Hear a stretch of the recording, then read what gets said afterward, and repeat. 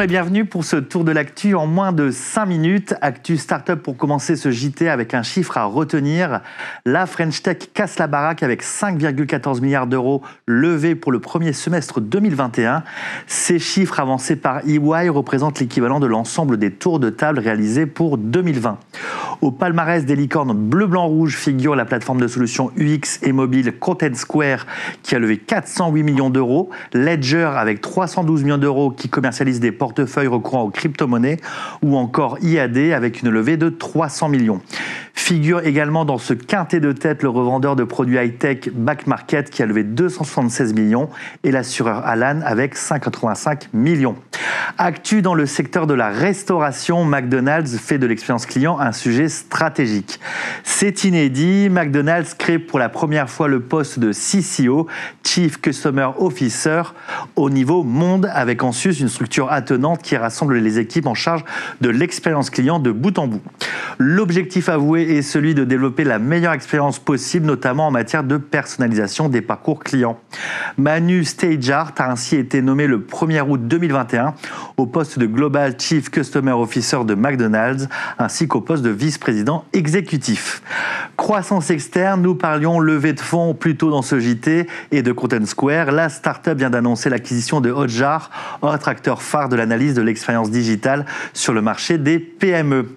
L'union de Content Square et de Hotjar permet ainsi stratégiquement d'adresser les entreprises de toute taille.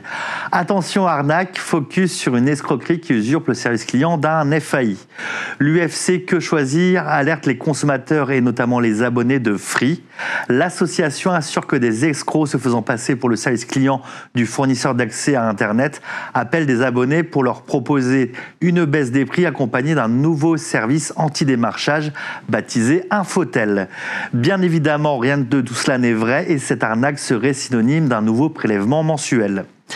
La grosse actu de ce JT demeure le rachat de Saex dans le marché de la relation client pour un montant de 2,2 milliards de dollars qui place Sitel Group, déjà numéro 3 mondial, au coude à coude avec le numéro 2 Concentrix, qui lui reste devancé par Téléperformance.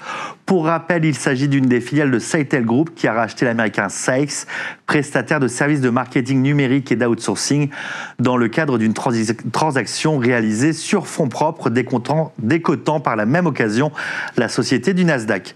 Fort de ce rapprochement, Sitel Group pèse désormais 4,3 milliards de dollars pour un groupe qui emploie aujourd'hui 160 000 personnes dans 40 pays et dans 50 langues différentes. Mobilité, les abonnements automobiles vont-ils révolutionner les ventes de voitures ? À cette question, le Boston Consulting Group s'est penché sur une étude éponyme et avoue que le marché de l'abonnement automobile façon Netflix pourrait représenter 40 milliards de dollars en Europe et aux États-Unis à l'horizon 2030. Inclusion et expérience collaborateur, un café de Tokyo emploie des personnes handicapées qui pilotent des robots serveurs et ça marche. La robotique au Japon est bien plus rentrée dans les mœurs qu'en Europe. En atteste encore une fois un café tokyoïte, le Michio, qui emploie des personnes à mobilité réduite qui pilotent eux des robots serveurs à distance. La solution, bien que tirée par les cheveux de prime abord, permet de procurer un emploi pour des personnes à mobilité réduite. Certains employés résideraient même à plusieurs centaines de kilomètres du café, le record étant fixé à 800 kilomètres pour un employé. 50 employés se partageraient donc ainsi l'usage d'une vingtaine de robots. Pour finir ce JT, n'oubliez pas les temps forts de ces mois de septembre et d'octobre à la soirée mensuelle du Club Agora des directeurs de l'expérience client qui se réunira le 16 septembre avec un témoignage de Sophie Dugelet, directrice marketing opérationnelle du groupe Adecco. Verint vous invite aussi à son événement Engage le 23 septembre matin. Qualtrics, quant à lui, tiendra également un webinaire sous la forme d'une restitution d'études le 28 septembre sur les nouvelles attentes des consommateurs en compagnie d'Accenture. Le 4 octobre se tiendra les incontournables palmes de la relation client organisée par la FRC.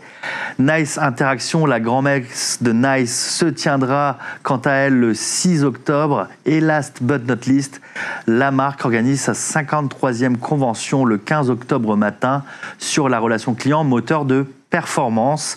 Les liens de ces événements dans la description et dans notre calendrier. C'est la fin de ce JT. Je vous dis à dans 15 jours. Ciao, ciao.